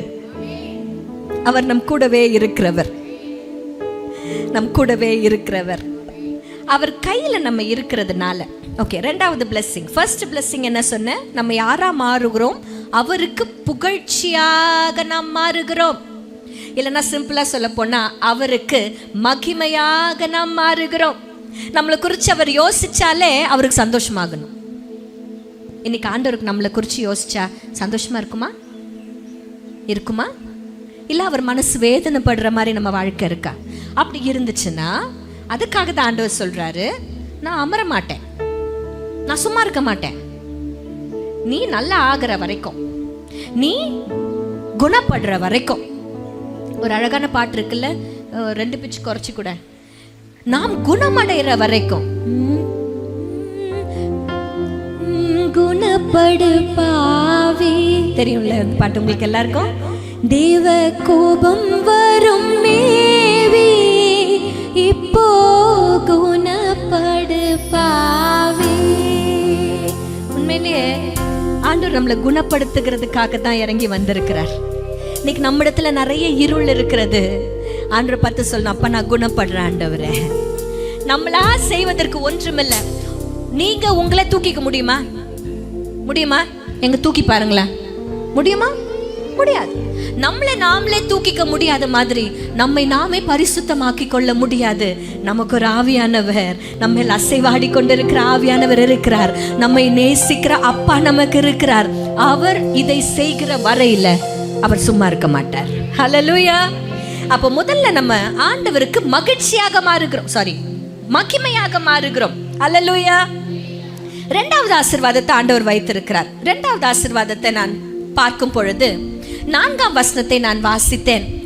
நீ இனி கைவிடப்பட்டவள் எண்ணப்படாமலும், உன் தேசம் இனி பாழான தேசம் எண்ணப்படாமலும், நீ எப்சிபா என்றும் உன் தேசம் பியூலா என்றும் சொல்லப்படும். கர்த்தர் உன் மேல் பிரியமாயிருக்கிறார், உன் தேசம் வாழ்க்கைப்படும். ஹல்லேலூயா. உன் தேசம் வாழ்க்கைப்படும். நீ இனி கைவிடப்பட்டவள் என்று யாரும் சொல்ல முடியாது. உன்னை யாரும் உன்னுடைய தேசம் பாழாய் போன தேசம் என்று யாராலையும் சொல்ல முடியாது. ஏன் தெரியுமா? நான் உன்னை வேற விதமா மாற்ற போகிறேன். ஆண்டவருடைய கரத்தில் இருக்கிற உங்களை அவர் கைவிடுவாரா? சொல்லுங்க, விட மாட்டார். ஆண்டவர் தான் சொன்னாரு, நீ கைவிடப்பட்டவள் என்கிற பெயரை நான் கேன்சல் பண்ண போகிறேன். ஹல்லேலூயா. கைவிடப்பட்டவளை கைப்பிடிக்கிற மணவாளன் நமக்குண்டு. யூஸ்வலாக ஹஸ்பண்ட் அண்ட் ஒய்ஃப் பேசும்போது அவனை கைப்பிடிச்சவன் அப்படின்னு சொல்லுவாங்க. யாரு? கணவரை. கரெக்டா? திருமணத்தில் கைகளை ரெண்டு மாப்பிள்ளையும் பொண்ணும் கையும் என்ன செய்கிறாங்க? ஒன்றா பிடிச்சி யார் இப்போ ஒவ்வொருத்தர் அந்த சைட்லேருந்து அம்மா அப்பா வருவாங்க, இந்த சைட்லேருந்து அம்மா அப்பா வருவாங்க, 2 பேர் கரத்தையும் ஒன்றா சேர்த்து வைப்பாங்க. அது வச்சதுக்கு அப்புறம்தான் இவங்க என்ன சொல்கிறாங்க? வாழ்விலும் தாழ்விலும் சுகத்திலும் சுகவீனம் சொன்னீங்கல்ல, எல்லாரும் மறந்து போச்சோ? அடையா சிஸ்டர், அதெல்லாம் ஞாபகப்படுத்திக்கிட்டு அந்த நாள் எங்கள் வாழ்க்கையில் வராமல் இருந்தால் நலமாயிருக்குமே. அப்படியா? ஆண்டவர் சொல்றார், இனிமே நீ கைவிடப்பட்டவள் அல்ல. இனிமே உன் தேசம், அப்பனா நீ இருக்கிற இடம், உன்னை சுற்றிலும் இருக்கிற இடம் பாழானது என்று சொல்லப்படுவது இல்லை. அதற்கு பதிலாக உன்னை நான் எப்சிபா என்றும் உன் தேசத்தை பியூலா என்றும். எத்தனை எப்சிபாக்கள் இருக்கீங்க? Come on, let's check that. என்ன எப்சிபா? சிஸ்டர் ஏஞ்சு நில்லுங்களேன். எல்லா எப்சிபாக்களையும் ஏஞ்சு நிக்கலாமா? Praise the Lord. ஒரே ஒரு அக்கா தானா? அப்பா ஸ்தோத்திரம். எல்லாமே எப்சிபாவா? எப்சிபாவா சிஸ்டர்? 1 2 3 4 5 6 அவங்களெல்லாம் கரங்களை தட்டலாமா? இவங்களெல்லாம் நீங்க மறக்கவே போறதில்ல. ஆண்டவர்களுக்கு அந்த பெயரை கொடுத்ததற்காக ஆண்டவருக்கு நன்றி சொல்ல போறீங்க. ஆமென். இனி நீங்கள் கைவிடப்பட்டவர்கள் அல்ல என்று கர்த்தர் சொல்லுகிறார். ஏன்னா உங்க பெயரிலேயே கர்த்தர் எப்சிபாவை வச்சிருக்கிறார். கைவிடப்படாதவளுக்கு பேர் எப்சிபா. உட்காந்துக்கோங்க சிஸ்டர். பியூலா, பியூலா, பியூலா தானீங்களா? சூப்பர். Beulah, hallelujah, hallelujah. பியூலாவை குறித்து சொல்லும்போது ஆண்டவர் சொல்றார், உன் தேசம் இனி பாழான தேசம் என்று சொல்லப்படுவது இல்லை. நீங்க எங்க இருக்கீங்களோ அது உங்க வீடா இருக்கலாம், உங்களுடைய வேலை ஸ்தலமா இருக்கலாம், அங்க செழிப்பை கர்த்தர் கட்டளையிட போகிறார். ஒரு நாளும் பாழான தேசம் என்று உங்களை குறித்து சொல்லப்படுவது இல்லை. ஹல்லேலூயா, ஹல்லேலூயா. மட்டும் இல்ல, இன்னைக்கு வந்த எல்லாருக்கும் இந்த வார்த்தையை தான் சொல்றார். அவங்களுக்கு ஸ்பெஷலா சொல்றேன். ஏன்னா இந்த பேரை அவங்க அப்பா அம்மா வைக்கும் பொழுது என்ன யோசிச்சு வச்சாங்களோ தெரியல. ஆனா இன்றைக்கு அந்த பெயரில் ஒரு மகிமை இருக்கிறது. இன்றைக்கு இந்த 10 பேருக்கு மாத்திரமல்ல, ஆண்டவரை நம்பி இருக்கிற ஒவ்வொருத்தரையும் கர்த்தர் எப்சிபாக்களாக, பியூலாக்களாக கர்த்தர் மாற்றுகிறார். உங்களுடைய பெயரில் வேணா, உங்கள் கெசட்டில், உங்களுடைய ரேஷன் கார்டில், உங்களுடைய ஆதார் கார்டில் வேணா அந்த பெயர் இல்லாமல் இருக்கலாம். ஆனால் உங்களுடைய ஆவிக்குரிய வாழ்க்கையில் இந்த பெயர் உங்களுக்காக எழுதப்பட்டிருக்கிறது. ஹல்லேலூயா. கர்த்தர் உங்கள் பெயரை எப்படி வச்சிருக்கிறார் தெரியுமா? ஹெப்சிபா, பியூலா. அப்படின்னா என்ன அர்த்தம் தெரியுமா? அப்படி சொல்லிட்டு ஆண்டவர் ஒரு வார்த்தை சொல்றாரு, உன் தேசம் வாழ்க்கைப்படும், உன் தேசம் வாழ்க்கைப்படும். இன்றைக்கு கர்த்தர் உங்களை எப்படி தெரியுமா பார்க்குறாரு? ஃபர்ஸ்ட் ப்ரைடா பார்த்தாரு. கரெக்டா? கனமா, புகழ்ச்சியா, மகிமையா பார்த்தார். ரெண்டாவதாக உங்களை மணவாட்டியா பார்க்குறாரு. You will become his bride. பிரைட்னா தெரியும்ல உங்களுக்கு? மணப்பெண்ணுக்கு பேர் தான் பிரைட். பிரைட் க்ரூம் அப்படின்னு சொன்னா மாப்பிள்ளை, பிரைடுன்னு சொன்னா கர்த்தர் உங்களுக்கு நமக்கு தருகிற 2வது ஆசீர்வாதம், நாம் ஆண்டவருக்கு மணவாட்டியாய் மாறுவது. ஹல்லேலூயா. மணவாளன் கர்த்தர் இயேசு வருகின்றாரே, மணவாட்டி சந்திக்க ஆயத்தம் தானா? மணவாளன் கர்த்தர் இயேசு வருகின்றாரே, மணவாட்டி சந்திக்க ஆயத்தம் தானா? என் பிரியமே நீ ரூபவதி, எழுந்து வா உன்னை சரி சந்திக்கவே. என் பிரியமே நீ ரூபவதி, எழுந்து வா உன்னை சரி சந்திக்கவே. மணவாளன் கர்த்தர் இயேசு வருகின்றாரே, மணவாட்டி சந்திக்க ஆயத்தம் தானா?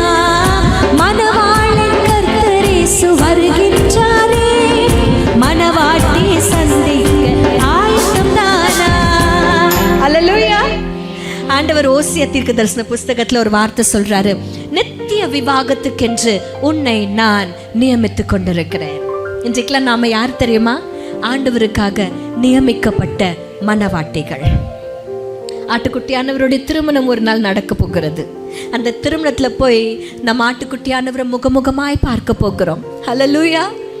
அந்த மணவாளனுக்கு மணவாட்டி எப்பவுமே சொல்லுங்க, எப்பவுமே நல்லா தெரிஞ்சுக்கோங்க, ஒரு ஆணையும் ஒரு பெண்ணையும் மணவாளன் மணவாட்டி அப்படின்னு எப்போ சொல்வாங்க? கல்யாண டைம்ல தான் சொல்வாங்க. மிஞ்சி மிஞ்சி போனா ஒரு 3 மாசம் ஒரு வீட்டுக்காக கூட்டிட்டு போயிட்டு விருந்து வைக்கிறாங்க பார்த்தீங்களா, அது வரைக்கும் சொல்லலாம். எங்க மாப்பிள்ளை வந்திருக்கிறார், பொண்ணு வந்திருக்குது, அதுக்கப்புறம் சொல்லுவாங்களா? இப்போ நம்மளை யாராவது சொல்லுவாங்களா? இவங்க பொண்ணு வந்திருக்கிறாங்க, இதோ மாப்பிள்ளை வந்திருக்கு, எங்களை பார்த்து சொல்வீங்களா? அண்ணன் அக்கா வந்திருக்கிறாங்கன்னு சொல்வீங்க. மாப்பிள்ளை சார் டேவிட் மாப்பிள்ளை வந்திருக்கிறாரு, ஜெஸ்ஸி பொண்ணு வந்திருக்குதுன்னு சொல்வீங்களா? நீங்க சொல்ல மாட்டீங்க.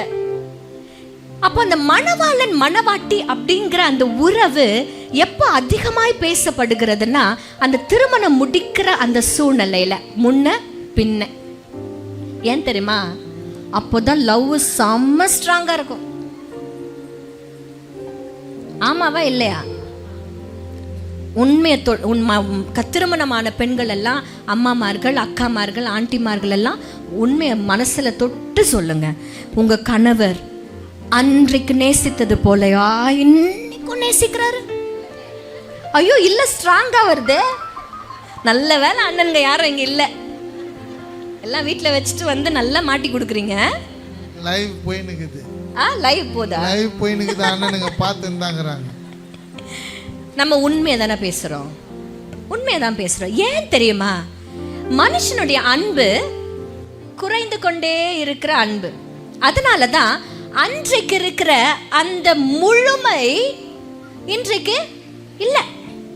அன்றைக்கு குறையே பார்க்காது அந்த அன்பு. அன்புன்னு சொல்றதோட லவ்னு சொல்லலாம், எங்க ஊர்ல காதல்னு சொல்லலாம், எப்படினாலும் சொல்லிக்கலாம். அது ஒரு குறை கூட நம்ம கண்ணிலே தெரியாது, எல்லாமே நல்லா இருக்கும். அப்புறம் கொஞ்சம் கொஞ்சம் நாள் ஆக ஆக ஆக ஆக குறைகள் எல்லாம் தென்பட தென்பட அன்பு. நான் இப்போ ரீசெண்டாக ஒரு இன்ஸ்டாகிராமில் ஒரு ரீல் பார்த்தேன். இன்ஸ்டாகிராம் பார்த்துருக்கு, அதில் ரீல் ஒன்று பார்த்தேன். என்னென்னா, நல்ல திருமணமாக்கி ஒரு ரொம்ப நாள் ஆன அக்காமாருங்க கிட்ட தன்னுடைய கணவருக்கு ஃபோன் பண்ணி ஸ்பீக்கரில் போட்டு ஐ லவ் யூ சொல்கிறாங்க. கணவருக்கு என்ன சொல்கிறாங்க? ஐ லவ் யூப்பா. அவங்க என்ன சொல்கிறாங்களா? அத்தான்னு சொல்லுவாங்க, அப்பான்னு சொல்லுவாங்க, என்னங்கன்னு சொல்லுவாங்க, நீங்கள் சொல்லுங்க அப்படின்னு சொல்கிறாங்க. ஒவ்வொருத்தரும் ஃபோனை போட்டு ஸ்பீக்கரில் போட்டு எங்க அவர் நினச்சிக்கினாரு எப்பவும் போல் ஒரு ஃபோன் கால் இது, இந்த அம்மா எதையோ வாங்கி வர சொல்லுது, 2 கிலோ வெங்காயம் 1 கிலோ எதுனா ஒன்று வாங்கி வர சொல்ல போகுதுன்னு நினச்சிட்டு சொல்லுமா. இந்த அம்மா ஐ லவ் யூங்க. ஒவ்வொரு ஹஸ்பண்டோட ரியாக்ஷன் மா என்னமாச்சு உனக்கு? ஒருத்தர் கேட்குறாருமா என்னமாச்சு? இன்னொருத்தர் கேட்குறாரு உடம்பு சரியில்லையா உனக்கு? ஏன் இதெல்லாம்? ஏன்னா அந்த மணவாளன் மணவாட்டி அப்படிங்கிற அந்த பந்தம், அந்த பந்தத்துக்குண்டான அந்த அன்பு மனுஷன் மனுஷிக்கிட்ட வரும் பொழுது குறையும். ஆனா தெய்வம் மணவாளனாய் மாறும் பொழுது, மணவாட்டியாக்கிய நம்ம அவர் ஏற்றுக்கொள்ளும் பொழுது, இந்த அன்பு குறையாத அன்பு. இது அள்ள அள்ள அள்ள அள்ள குறையாத அன்பு. அது ஈடு இணை இல்லாத அன்பு. இன்றைக்கு கர்த்தர் உங்களை கரம் பிடிச்சிட்டாருன்னா, மணவாட்டியா உங்களை ஏற்றுக்கொண்டாருன்னா, ஒரு நாளும் அந்த அன்புல குறைவே இருக்காது. ஹல்லேலூயா, ஹல்லேலூயா. ஏன்னா நம்மளை நேசிக்கிறவர் ஆண்டவராக இயேசு கிறிஸ்து மணவாளன், நமக்காக ஜீவனையே கொடுத்த மணவாளன் அவர். உங்களுக்கும் எனக்காகவும், இந்த பெண்கள் மாத்திரம் இல்லை, இந்த உலகத்தில் இருக்கிற ஒவ்வொருத்தருக்காகவும் அந்த சிலுவையில் தன் ஜீவனையும் தன் ரத்தத்தையும் சிந்தின மணவாளன் நமக்குண்டு. அவருடைய அன்பு ஈடு இணை இல்லாத அன்பு. ஒரு பாட்டு தெரியுமா உங்களுக்கு? அள்ள அள்ள குறையாத அன்பு, ருசிக்க ருசிக்க தேவிட்டாத அன்பு, சொல்ல சொல்ல முடியாத அன்பு, என் இயேசுவின் இணையில்லாத அன்பு. அள்ள அள்ள குறையாத அன்பு, ருசிக்க ருசிக்க தேவிட்டாத அன்பு, சொல்ல சொல்ல முடியாத அன்பு, என் இயேசுவின் இணையில்லாத அன்பு, என் இயேசுவின் இணையில்லாத அன்பு. இந்த அன்புல, இந்த மணவாளன் மணவாட்டினுடைய அன்புல நான் கற்றுக்கொண்ட ஒரு விஷயம் என்னன்னா, இந்த டைம்ல மணவாளன் எப்பவுமே மணவாட்டிய சந்தோஷத்தை கொடுத்துக்கிட்டே இருப்பார். மணவாட்டி எப்பவுமே மணவாளனுக்கு சந்தோஷத்தை கொடுத்துக்கிட்டே இருப்பாங்க. There will always be a joy and happiness between these two. அது காலையில் எழுந்திரிச்சு கொடுக்குற காஃபிலேருந்து ஆரம்பிக்கும். ஒரு அன்பு, ஒரு சந்தோஷம் பரிமாறிக்கொண்டே பட்டு கொண்டு இருக்கும். ஹல்லேலூயா. இன்றைக்கு கர்த்தர் அப்படிதான் இந்த வசனங்களில் சொல்றாரு, உன் தேசம் வாழ்க்கைப்படும் என்று நம்மை மனவாட்டியாக ஏற்றுக்கொண்ட கர்த்தர் சொல்லுகிறாரு 5வது வசனத்துல, வாலிபன் கன்னிகையை விவாகம் பண்ணுவது போல உன் மக்கள் உன்னை விவாகம் பண்ணுவார்கள், மணவாளன் மணவாட்டியின் மேல் மகிழ்ச்சியாயிருப்பது போல உன் தேவன் உன்மேல் மகிழ்ச்சியாயிருப்பார். இன்றைக்கு கர்த்தர் வசனம் தெளிவாய் சொல்லுகிறது, மணவாளன் மணவாட்டியின் மேல் மகிழ்ச்சியாயிருப்பார். அப்படின்னா என்ன அர்த்தம் தெரியுமா? நீங்க செய்யற ஒவ்வொரு காரியமும் ஆண்டவரை மகிழ்ச்சிக்குள்ளாக்கும். ஹல்லேலூயா. எத்தனை பேருக்கு ஆண்டவரை மகிழ்ச்சியாக்கணும்னு ஆசை, அவரை சிரிக்க வைக்கணும்னு ஆசை, அவரை சந்தோஷமா வச்சுக்கணும்னு ஆசை. எந்த ஒரு ஒய்ஃப் நீங்க கேட்டாலும் தன் கணவரை சந்தோஷமா வச்சுக்கணும்ட்டு ஆசைப்படுவாங்க. கரெக்ட் தானே? அப்படி இருக்கிறதுனால தான் இன்றைக்கும் கூட உங்க ஃபேமிலியில எவ்வளோ பிரச்சனைகள் நடந்தாலும் இன்றைக்கு நீங்க குடும்பமா எல்லாவற்றையும் சகிச்சுக்கிட்டு இங்க உட்கார்ந்துருக்கீங்க. வெட்டி விட்டுட்டு போறது ரொம்ப ஈஸி. இன்னைக்கு சர்வே ஸ்டாட்டிஸ்டிக்ஸ் எடுத்து பார்த்தீங்கன்னா ஹிந்துஸை விட கிறிஸ்டியன்ஸ்னுடைய மேரேஜஸ் ஃபெயிலியர்ல போய் முடியுது. எங்க ஐயா அடிக்கடி ஒரு சொல்வார் ஒரு விஷயத்த, நிறைய ஆயர்மார் வேற இருக்காங்க. ஆயர்ல ஆரம்பிக்கிற கல்யாணம் லாயர்ல போய் முடிஞ்சுனுக்குது. உண்மையிலே வருத்தத்துக்குரிய ஒரு சர்வே நாங்கள் பார்த்தோம்.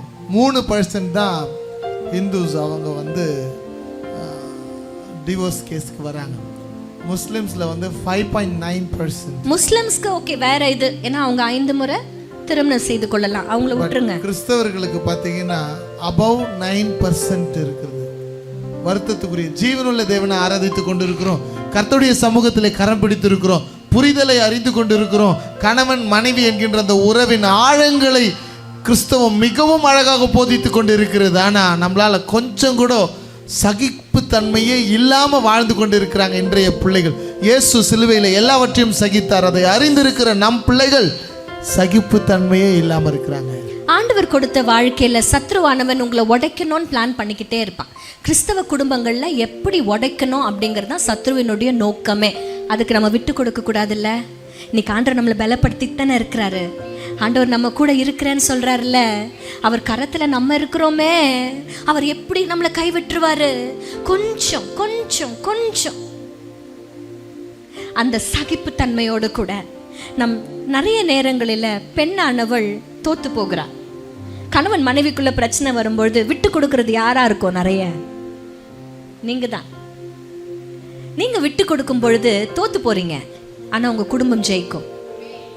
நிறைய நேரங்களில் பெண்களாக்கிய நாம விட்டு கொடுக்கும் பொழுது வசனம் சொல்லுகிறது, சமாதானம் பண்ணுகிறவர்கள் அந்த பாக்கியம் வேணுமா வேணாமா? இன்னைக்கு ஒரு வேளை உங்க ஹஸ்பண்ட் அவர் பக்கம் நியாயமே இல்லை, உங்க பக்கம்தான் 100% நியாயம் இருந்தாலும் கூட நாம இறங்கி போய் அவர்களிடத்துல மன்னிப்பு கேட்கவோ இல்லை இந்த காரியங்களை சுமூகமாய் தீர்க்கவோ கர்த்தர் நமக்கு பலனை கொடுத்துருக்கிறார். அது சாதா பலன் இல்லை, அந்த பலன் அவங்க கிட்ட இல்லை. அதனால நீங்க பெருமை தான் பண்ணணும். இன்னைக்கு கீழே போய் நீங்க இறங்கி போறீங்க அப்படின்னா நீங்கள் அதிக பலம் உள்ளவர்கள் என்று அர்த்தம். ஹல்லேலூயா. இன்னொரு விஷயம், ஏன் மனைவியானவள் நீங்க சொல்லலாம், எப்ப பார்த்தாலும் நான் தான் தாழ்ந்து போனேன் சிஸ்டர், அவர் ஒரு நாள் கூட தாழ்ந்து போக மாட்டேங்கிறார். ஒரு சில கணவன்மார்கள் தாழ்ந்து போவாங்க, ஒரு சில கணவன்மார்கள் பண்ண மாட்டாங்க. எது நம்மளால முடியாதோ நம்மளுடைய அதிகாரத்தினால பண்ணி முடிக்கணும்னு நம்ம நினைக்கவே கூடாது. நம்ம அன்புனால அவர்களை மாற்ற முடியும். அதான் என் கூட வருவீங்களா? என் பக்கத்தில் வருவீங்களா? ஒரே ஒரு சிம்பிள் ஒரு இது மாத்திரம் உங்களுக்கு நான் சொல்லிடுறேன், கான்செப்ட் மாத்திரம் சொல்லிடுறேன். கர்த்தருடைய பார்வையில், ஆண்டவருடைய பார்வையில் ஆண் என்றும் இல்லை, பெண் என்றும் இல்லவே இல்லை. இது ஒரு காரணம் வச்சுப்பாங்க எல்லா அக்காங்களும். ஆண்டவர் பார்வையில் ஆணும் இல்லை பெண்ணும் இல்லை, நாங்கள்லாம் சமம். ஏன் எப்போ பார்த்தாலும் நான் இறங்கி போனோம், நான் 10ல் 8 முறை இறங்கி போறேன், அவர் 2 முறை தான் இறங்கி வர்றார், இதெல்லாம் நியாயமே இல்லை அப்படின்னு பேசுகிறவர்களுக்காக நான் சொல்றேன், ஆண்டவருடைய பார்வையில ஆண் என்றும் இல்லை. இது 100% உண்மை. ஆனால் வேதத்தின் பார்வையில கணவனுக்கு எப்பவுமே ஒரு படி கீழே தான் மனைவி. நான் குணினோன்னு அவசியமே இல்லை. என் கணவர் தெரிறாரா? நீ எப்பயுமே என்ன மறைச்சது இல்லை ஜெசி, எதுக்குமே என்ன மறைச்சதே கிடையாது. ஆமா, தெரியுதா? நல்லா தெரியும். ஏன்னா அவன் 4:11, நான் 5:11, ஒரு அடி வித்தியாசம். ஆனா அந்த வித்தியாசங்கள் எங்களுக்குள்ள இருந்ததே இல்லைங்க. நான் சொல்றேன், I really appreciate my wife. உண்மையிலே பல நேரங்களில் அவங்க விட்டு கொடுத்ததுனால தான் நான் பயங்கரமான கோவக்காரன். என்னை போல கோவப்படுறவங்க இருந்ததே கிடையாது. எங்கள் அம்மா சொல்லுவாங்க, ஜெஸ்ஸி நீ வந்து அவனை அப்படியே மாற்றிட்ட கம்ப்ளீட்டாக. என்னுடைய கோவமே இன்னைக்கு கிடையாது, கோவமே படுறது கிடையாது. நான் இப்போ சும்மா என்னம்மான்னு கேட்டேன், என்ன இவ்வளோ கோவப்படுறீங்கன்றான். என் கோவம் எங்கள் அம்மாக்கும் எங்கள் அக்காக்கும் தான் தெரியும். இது வரைக்கும் என் மனைவி கையால் நான் அடி வாங்கினதே இல்லை, தோத்துறேன். 19 வருஷம் முடிஞ்சிடுச்சு, நானும் என் மனைவியை அடித்ததே இல்லை, சோத்திரம். கர்த்தருடைய பார்வையில் ஆண் என்றும் இல்லை, பெண் என்றும் இல்லை, உண்மை. ஆண் பெண் அப்படின்னு நீங்க எடுத்துக்கிட்டீங்கன்னா அதுதான் ஆண்டவர் பார்வையில் ஆண் என்றும் இல்லை, பெண் என்றும். ஆனா கணவன் மனைவி அப்படின்னு எடுத்துக்கிட்டீங்கன்னா மனைவியானவள் be submissive to your husbands. அதான் வசனம் சொல்லுகிறது. அப்படின்னா என்ன தெரியுமா? ஒரு ஸ்டெப்பு கீழே தான். நம்ம பைபிள் தானே சொல்லுது, சந்தோஷமா ஏத்துக்கலாமே. பைபிள்ல இருக்கிற காரியங்களெல்லாம் உண்மையும் நேர்த்தியுமானதுன்னு எத்தனை பேர் நம்புறீங்க? அப்ப இதை ஏற்றுக்கொள்ளுகிறதுக்கு ஏன் நம்ம யோசிக்கிறோம்? நம்ம ஏன் அதை கஷ்டப்படுறோம், கஷ்டமா நினைக்கிறோம்? தாழ்ந்து போய் ஜெயிச்ச பெண்கள் நிறைய பேர் இருக்கிறாங்க. அந்த கேட்டகரியில் நீங்களும் நானும் வரணும்னு ஆசைப்படுறேன். எங்கள் மாமியார் ஒரு எக்ஸாம்பிள், தாழ்ந்து போய் ஜெயித்தவர்கள். எங்கள் மாமனாரை அன்பினால திருத்தினவர்கள். இன்றைக்கு எங்களுடைய சொத்து எல்லாமே யார் பேரில் இருக்கு தெரியுமா? அம்மா பேரில் தான் இருக்கு. அந்த கணம் அவர்களுக்கு கர்த்தர் கொடுத்துட்டார். இப்படி கர்த்தர் நம்மளை கனப்படுத்துகிறவராய் அவர் நம்மளை கனப்படுத்துகிறவர். அது மாத்திரம் இல்லை, இப்படி நாம் தாழ்ந்து போகும்பொழுது அவரை நம்ம கனப்படுத்துறோம். அவர் வேதத்தை கனப்படுத்துகிறோம், அவர் வார்த்தையை கனப்படுத்துகிறோம். அப்போ கனப்படுத்துகிறவர்களா இருக்கும் பொழுது அதற்குண்டான பூமிக்குரிய ஆசீர்வாதம் வருமா வராதா? வரும். இன்றைக்கு பூமிக்குரிய ஆசீர்வாதங்களை தேடுறீங்களா? பைபிள்ல இருக்கிற காரியங்களை நாம் கையில் எடுக்கும் பொழுது பூமியில் இருக்கிற எல்லா ஆசீர்வாதங்களும் தானாய் தேடி வரும். ஹல்லேலூயா. ஆண்டவர் நம்மளுக்கு கொடுக்கிற 2வது பிளெஸிங், கர்த்தர் நம்மளை எப்படி தெரியுமா பார்க்கிறாரு? பிரைடா, மணவாட்டியாய் பார்க்கிறார். எப்படிப்பட்ட மணவாட்டி தெரியுமா? மணவாளனுக்கு மகிழ்ச்சியை தருகிற மணவாட்டி. அப்ப ஆண்டவருக்கு நம்ம புகழ்ச்சியை மாத்திரம் தரல, என்ன தரோம் சொல்லுங்க? மகிழ்ச்சி. ஆண்டவருக்கு புகழ்ச்சியாக மாத்திரம் அவர் கரங்களிலே ராஜமுடியாய் நாம் இருக்கிறது மாத்திரமல்ல, அந்த மணவாளனுக்கு மகிழ்ச்சியை தருகிற மணவாட்டியாய் கர்த்தர் நம்மளை ஆசீர்வதிக்க விரும்புகிறார். ஹல்லேலூயா, ஹல்லேலூயா. ஃபர்ஸ்ட் சொன்னோம் நம்ம காட்ஸ் பிரைட். 2வது நான் சொல்றேன், we are God's bride. ஹல்லேலூயா. மணவாட்டியாவும் பார்க்கிறாரு, மகிழ்ச்சியை தருகிற மணவாட்டியாக பார்க்கிறாரு, புகழ்ச்சியை தருகிற மகளாக அவர் பார்க்கிறார். ஹல்லேலூயா. கடைசியா இந்த வசனங்களை அப்படியே நீங்க வாசிச்சுட்டு வந்துட்டே இருந்தீங்கன்னா, ஆண்டவர் நம்ம நம்ம நம்ம அனைவரையும் அழைக்கிற நாமங்களை குறித்து நான் மிகுந்த மகிழ்ச்சி அடைந்தேன். ஆண்டவர் நம்மளை ரொம்ப அழகா கால் பண்றார், அழைக்கிறார். யூசுவலாவே ஒரு பர்சனை பெயர் சொல்லி அழைக்கிறாங்கன்னா வசனம் சொல்லுகிறது, ஏசாயா 43:1, இப்பொழுதும் யாக்கோபே உன்னை சிருஷ்டித்தவரும் இஸ்ரவேலை உன்னை உருவாக்கினவருமாக்கிய கர்த்தர் சொல்லுகிறதாவது, பயப்படாதே, உன்னை மீட்டுக்கொண்டேன், உன்னை பெயர் சொல்லி அழைத்தேன், நீ என்னுடையவன். அப்போ ஆண்டவர் நம்மளை பெயர் சொல்லி அழைக்கிறாருன்னா, ஆண்டவர் நம்மளை அழைக்கிறார்னாலே நம்ம யாருடையவர்கள்? கர்த்தருடையவர்கள். அவருடைய பிள்ளைகளாய் மாறுகிறோம். The called will become his children. Hallelujah. ஆண்டவர் நம்மளை எப்படி தெரியுமா கூப்பிடுறாரு? ஒன்று நம்ம ஏற்கனவே பார்த்துட்டோம். நீ கைவிடப்பட்டவள் என்று எண்ணப்படாமல், உன் தேசம் பாழானது என்று ஒருவரும் சொல்லாமல் உன்னை நான் எப்படி கூப்பிட போறேன்? உன்னை எப்சிபா என்றும் உன்னை பியூலா என்றும் நான் அழைப்பேன். அது மாத்திரம் இல்ல, கடைசி வசனத்தை சொல்லி நம்ம முடிக்க போகிறோம். கடைசி வசனத்துல அவர்களை பரிசுத்த ஜனம் என்றும் கர்த்தரால் மீட்கப்பட்டவர்கள் என்றும் சொல்லுவார்கள். நீ தேடிக் கொள்ளப்பட்டதென்றும் கைவிடப்படாத நகரம் என்றும் பெயர் பெறுவாய். ஆண்டவர் நம்மளுக்கு புதிய நாமங்களை கொடுக்கிறார். இன்னைக்கு வீட்டுக்கு போயிட்டு ஆண்டவர் உங்களை எப்படியெல்லாம் புதிய நாமத்தை கொண்டு உங்களை அழைக்கிறார் என்பதை உட்கார்ந்து எழுதுங்க. ஆண்டவர் அவ்வளவு ஆசீர்வாதத்தையும் அவர் கொடுக்க வல்லவராயிருக்கிறார். உங்களை எப்படி தெரியுமா கூப்பிடுறாரு? பெயர் சொல்லி கூப்பிடுறாரு. உங்களை எப்சிபா என்று சொல்றாரு. எப்சிபா என்றால் நீ கைவிடப்படாதவள் என்ற அர்த்தம். உங்களை பியூலான்னு சொல்லி கூப்பிடுறாரு. பியூலா அப்படின்னா உன் தேசம் இனி பாழாய் போவதில்லை என்று கூப்பிடுகிறார். These are all the names that he calls us. அவர் நம்மளை பெயர் சொல்லி அழைக்கிற நாமங்களை ஒன்றா எழுதுங்க. நம்மளை எப்படி தெரியுமா ஆண்டவர் கூப்பிடுறாரு? என் பரிசுத்த ஜனம் என்று கூப்பிடுகிறார். ஹல்லேலூயா. என்னால் தேடிக் கொள்ளப்பட்டவள் நீ என்று கூப்பிடுகிறார். அந்த வார்த்தை என்னை ரொம்பவும் பாதிச்சது. அவரால் நான் தேடிக் கொள்ளப்பட்டவள். சொல்வீங்களா? அவரால் நான் தேடிக்கொள்ளப்பட்டவள். அப்படின்னா ஒரு 200 பேரை பார்த்திருப்பாங்க, அதுல ஒருத்தரை கண்டுபிடிச்சிருப்பாங்க. ஆமென்.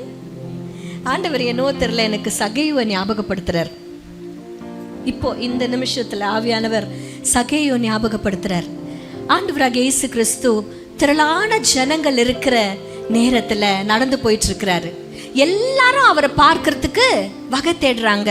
இந்த ஒரு மனுஷன் பார்க்கறதுக்கு வகை தேடினாரா? எது மேல ஏறினாரு? காட்டத்தி மரத்து மேல ஏறி நின்னாரு. இந்த இயேசு எப்படிப்பட்டவரோ அப்படின்னு பார்க்க வகை தேடினார். அவ்வளவு ஜனங்கள் இருக்கும் பொழுது இயேசுவால் தேடி கொள்ளப்பட்டவன் யாருன்னா சகேயு. அவன் எந்த மரத்துல ஏறிட்டு இருந்தானோ அந்த மரத்தின் நேர கீழே வந்து அண்ணாந்து பார்த்து ஆண்டவர் சொல்றாரு, என்னமோ இவரும் அவரை மீட் பண்ண வந்த மாதிரி இருக்கு. நியாயமா பார்த்தா அவர் தான் இவரை மீட் பண்றதுக்கு ஆவலா வெயிட் பண்ண இருக்கிறாரு. ஆனா இந்த மனுஷன் என்ன பண்றாரு?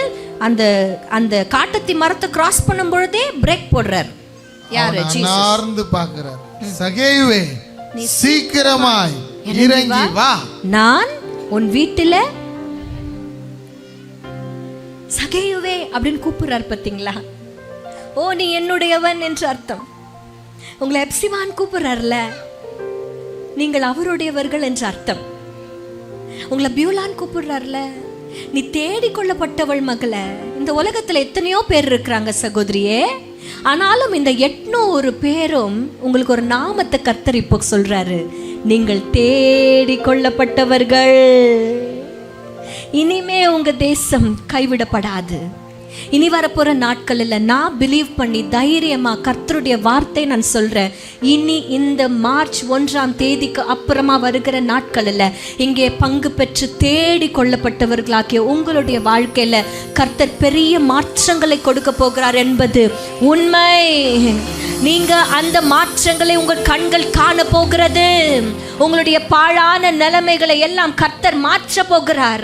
கைவிடப்பட்ட சூழ்நிலைகள் எல்லாம் மாற போகிறது. நீங்க வித்தியாசத்தை பார்ப்பீங்க. நாங்க இங்க 2வது முறை வரோமோ இல்லையோ, உங்களுடைய சாட்சிகள் எல்லாம் கணக்கு எல்லாம் எழுதி கர்த்தருடைய சமூகத்துல வந்து அவருக்கு புகழ்ச்சியாக அது பேசப்பட போகிறது.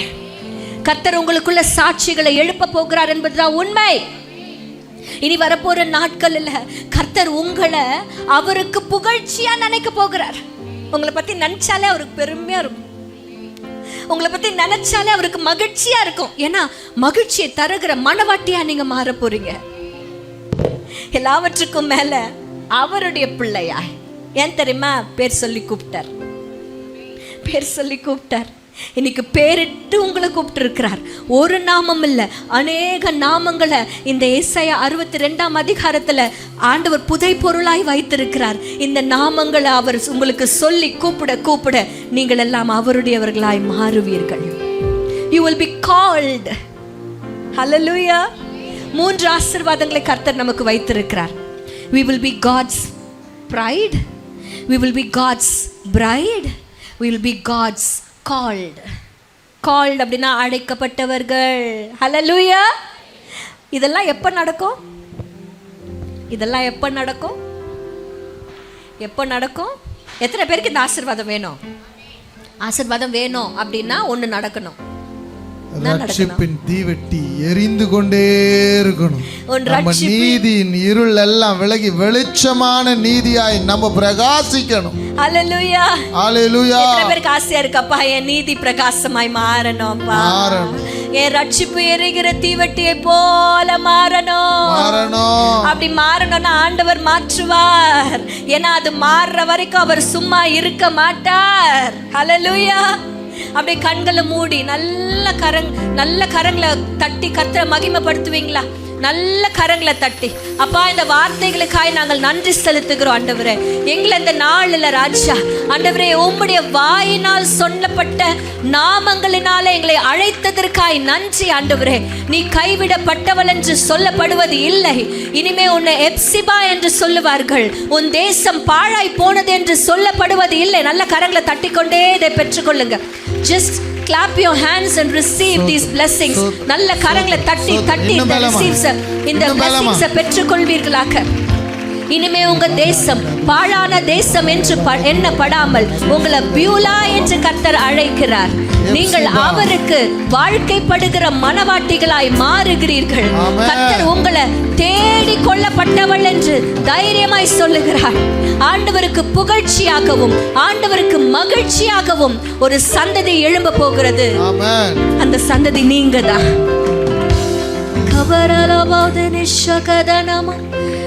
நீ கபரால அப்படியே எழுந்திருச்சு நிக்கலாமா? we're going to pray and finish. நல்ல கரங்களை உற்சாகமாய் தட்டி கர்த்தரை மகிமைப்படுத்தி நல்ல அந்நிய பாஷைகளை பேசி அவரை நீங்க மகிமைப்படுத்த போறீங்க. உங்க இருக்கிற இடங்களில எழுந்து நின்று கர்த்தருக்கு மகிமை செலுத்துகிறவர்களாய் நாம் மாற போகிறோம். அப்பா உம்மை நாங்கள் உயர்த்துகிறோம் ஆண்டவரே, உம்மை மகிமைப்படுத்துகிறோம் ராஜா. அப்பா உம்மை ஸ்தோத்திரிக்கிறப்பா, உம்மை துதிக்கிறப்பா. எரிந்து கொண்டே இருப்பேன் எப்போதுமே உமக்காய், என் ஜீவன் பிரியும் வரை எரிந்து கொண்டே இருப்பேன், எரிந்து கொண்டே இருப்பேன் எப்போதுமே உமக்காய், என் ஜீவன் பிரியும் வரை எரிந்து கொண்டே இருப்பேன்.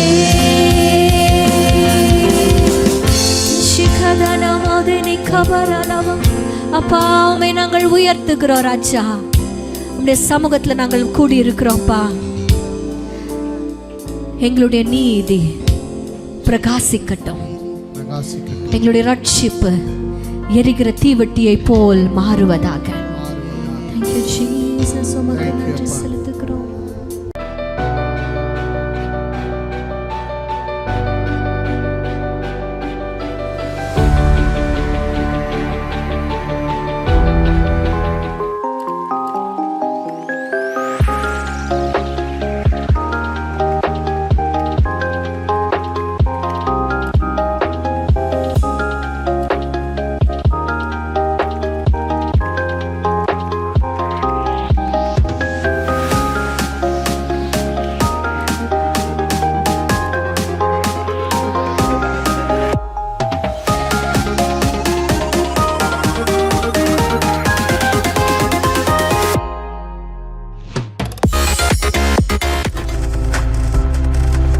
நீங்கள் பார்த்து கொண்டிருப்பது உங்கள் ஜாய் டிவி. உங்கள் துக்கம் சந்தோஷமாய் மாறும்.